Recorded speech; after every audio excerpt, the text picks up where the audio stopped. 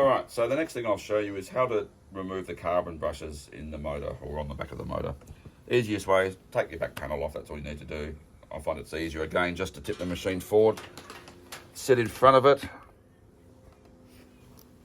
and just pop it on my knee like that. First thing you do is just take the belt off. Change the belts about every 5 years, they're not that expensive. Then I unplug the motor. Like so. So the next thing you've got to do is take off this bolt with a nut behind it. So I just put my spanner onto the nut at the back.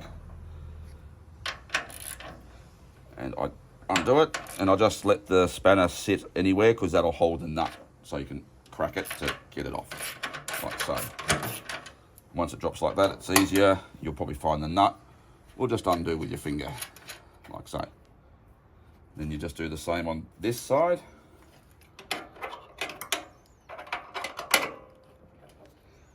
Now this one, I learned a little bit of a trick to do it because you're trying to do that and you can't do it. So if you find the spanner at the back just keeps moving on you, I actually hold it and I use my arm to push down on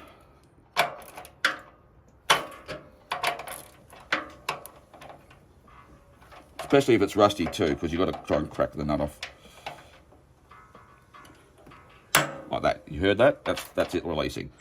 I'm using my forearm just to push down on the socket, because you don't want to slip and then cut your fingers. There we go. That's got it. Again, once it's loose,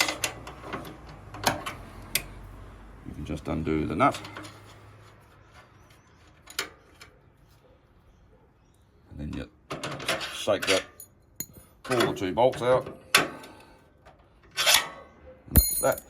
Motor down and out. Right, so what we're looking for are the carbon brushes. And there they are there. So classic symptoms of carbon brushes wearing out, which is about every 7 years. Sometimes it's quicker. But on this particular machine, which is a 6443 Asko, you'll find the electronics freeze. You'll try and cancel the cycle out or start it and nothing works. And people sort of think the electronics have gone, but in fact they probably haven't. It's the carbon brushes. So easiest way to check is just undo the screws on the back of the carbon brush. And there they are there. Now these brushes are still almost brand new. They're really long. Normally once they're worn out, they'll be down to about there, as you can see, about that much length. There's years left in those. And then the commutator itself, if you have a look here, when we turn that, is nice and clean. Normally once the brushes are worn, that'll all be covered in carbon and quite dull. Again, it's easy to clean up, just a bit of emery paper, and that'll be as good as new. And then obviously the reversal, once you get the new brush, I just push that in, pop it in, so it lines up with the screws.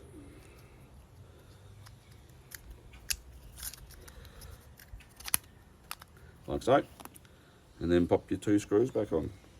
And then of course reversal is just the same way. Pop the motor back in and pop a new belt on generally once you do the carbons. So about every 7 years you'll do this, but it could be more depending on the use of the machine. I have seen them last 12 months on people that do, 4 or 5 loads a day.